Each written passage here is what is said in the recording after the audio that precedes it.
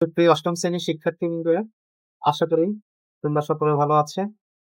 আজকে আমরা আলোচনা করব পাঠ্য বইয়ের ক্ষুদ্র সঞ্চয় ভবিষ্যৎ গড়ি এই অধ্যায়ের পৃষ্ঠা নাম্বার ৭৬ এবং ৭৭।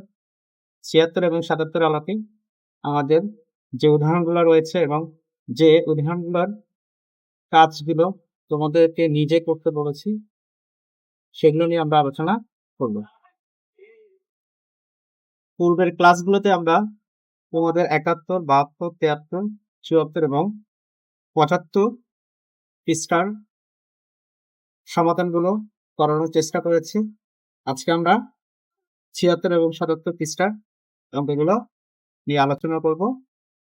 চলো তাহলে আমরা অঙ্কগুলো নিয়ে আলোচনা করি। আমাদের এখানে স্ক্রিনে দেখতে পাচ্ছি যে এখানে সরল মুনাফা বীজগণিতের সূত্র তোমরা স্ক্রিনে দেখতে পাচ্ছ।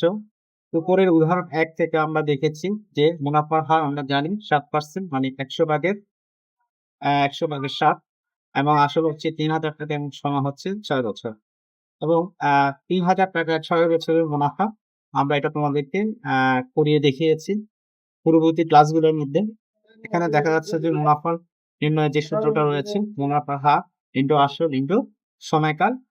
এখানে আমরা হারকে আর ধরেছি এবং আসলকে আমরা পি ধরেছি এবং সময়কে এন ধরেছি এবং মোট মুনাফাকে আই ধরেছি।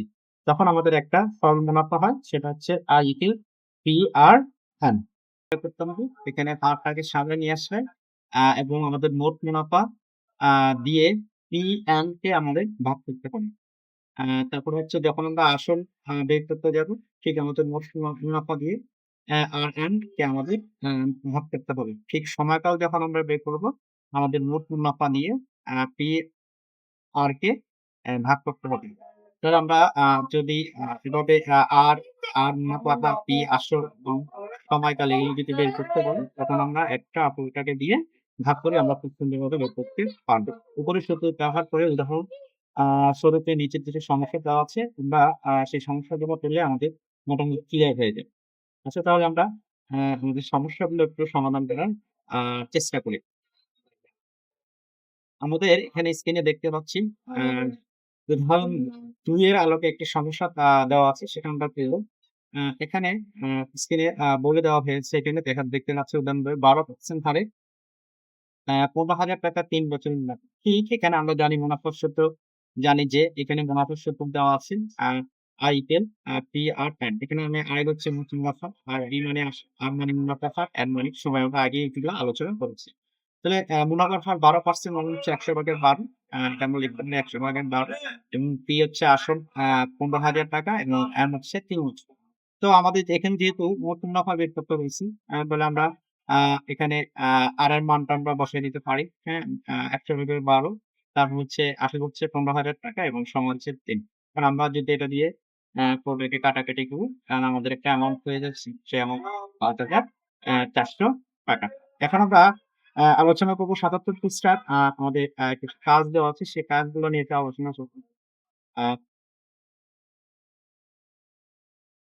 আমরা স্ক্রিনে দেখতে পাচ্ছি যে উদাহরণ ৩, রিনা ব্যাংকে ১১% সরল মুনাফা হারে টাকা জমা রেখে ৫ বছরের পর ২২০০ টাকা মুনাফা পেল। সে কত টাকা জমা রেখেছিল?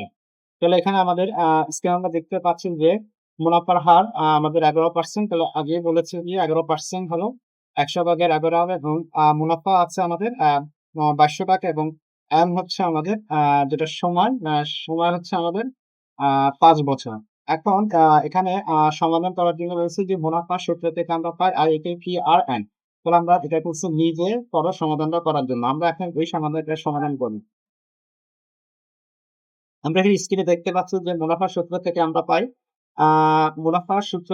পাই হচ্ছে I equal P R N এবং আসল হচ্ছে, যদি আমরা আসল বের করতে হয় তাহলে আমরা আসলটা আ দিয়ে আমরা কি করব, আই আর এন ভাগ দিব। আসল বের করতে হলে আমরা আ আর এন এবং আই দিয়ে সেটা ভিতরে ভাগ দিব। তাহলে আমরা এখানে আমাদের যেটাকে মোট মুনাফা হচ্ছে ২২০০ টাকা এবং যেহেতু আর হচ্ছে বলে দিচ্ছে এখানে ১১%, তাহলে ১০০/১১ ইনটু ৫।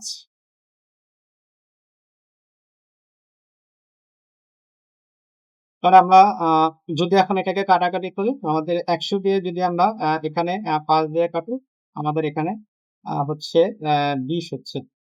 ৫-২০ এ আমাদের ১০০ হচ্ছে। টোটাল ৫-২০ এ ১০০ হচ্ছে। তাহলে আমাদের এখানে ১১ আছে।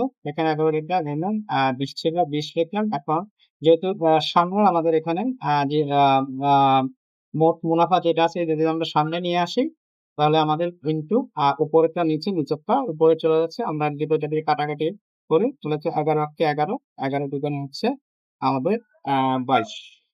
২২ এবং সাথে ২ টা শূন্য আছে। এই শূন্য দুটো যদি আমরা পাশে লিখে দিই,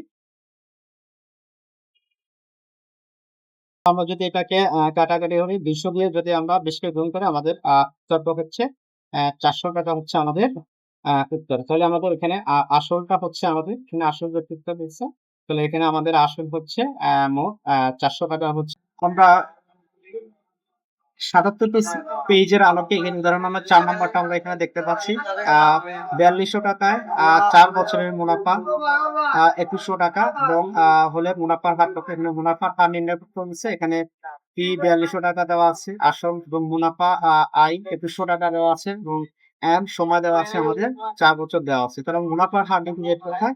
আমাদের এই R টা আ এদিকে চলে আসছে, এই পাশে চলে আসবে এবং আয়টা হচ্ছে মুনাফা, মুনাফা এবং PN ভাগ আকারে হবে। PN ভাগ আকারে আমাদের হবে। তবে আমরা এখন জানি যে এখানে আয়ের মান আমাদের দেওয়া আছে ৳২১০০ এখানে।